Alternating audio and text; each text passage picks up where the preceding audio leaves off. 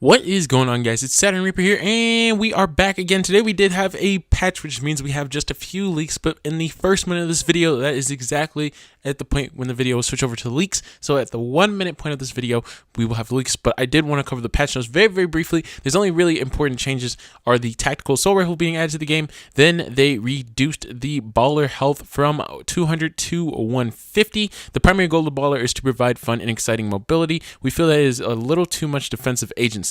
Drum gun adjustments reduced from 2627 to 2223. Since it's unvaulting, the drum gun effectiveness has been slightly higher than we wanted. This change should reduce its combat effectiveness while still retaining its flavor. Vaulting the compact SMG is no longer going to be in the game. Due to the recent addition of the drum gun and the brand new TAC assault rifle, we wanted to reduce the availability of high rate of fire weapons. So that is it pretty much. And then the slipstream adjustments, actually kind of important. They will not be working after the 5th circle, and you will now be able to build up to them and destroy builds through them.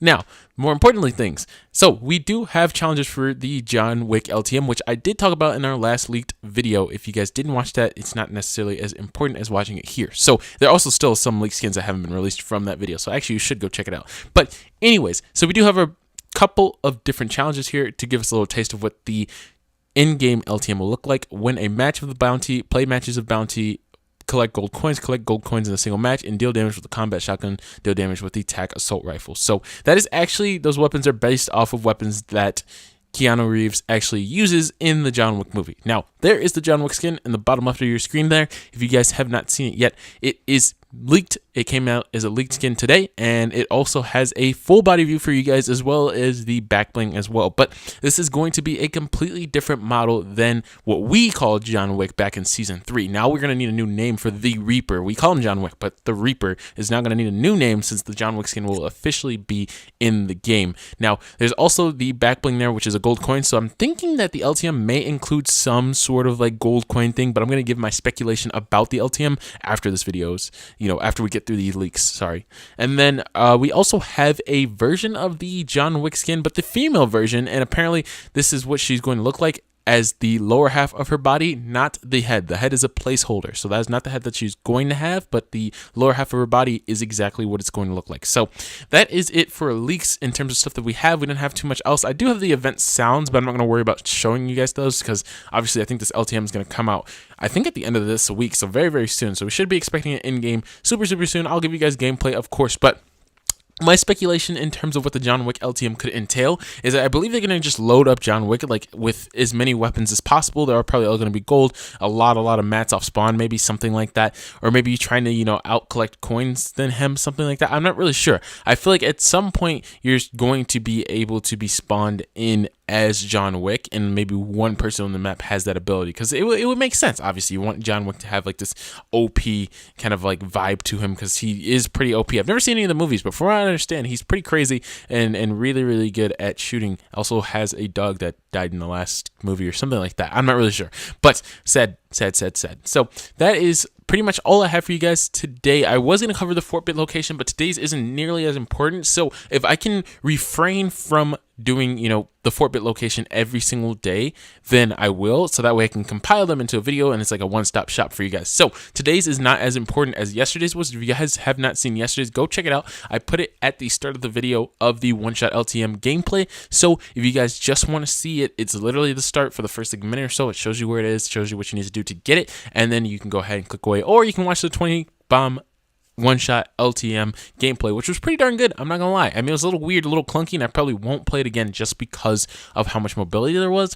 People aren't really where they should be in the game now with the slipstreams all over the map, so it kind of is an issue, and I don't really like it, and that's what makes the one shot a little bit less enjoyable than it would be because I should be able to rotate from Pleasant and find players in Tilted, but instead people are rotating around Tilted and rotating into Salty Springs and rotating over to Divot and stuff like that, and it just kind of messes up the rhythm. Also, players just weren't as conjoined in crucial spots as they should be, so I couldn't go for any nasty couple kills in a row or anything like that. People were just so spread out, and it just became a really big pain to play yesterday. Also, there's a lot of mobility on top of mobility. It's just too much mobility. Overall, I like this season a lot, and I haven't played solos today. I played yesterday, but I didn't today. I think I'm going to take today off, but I like this season a lot. If you guys want to get my season opinions briefly while this gameplay goes on in the background, it's not a win, but it is just a couple kills here. I like to store up a couple gameplays here in there so I can have stuff to talk over. So yeah, it's just, I don't know. The season's good. And the skins are good. The rocks is fun to grind for. I think that's the most thing I'm excited for. Solos are fun because I do enjoy it without Siphon. It's actually a big thing for me that it doesn't have Siphon, so that makes me kind of happy.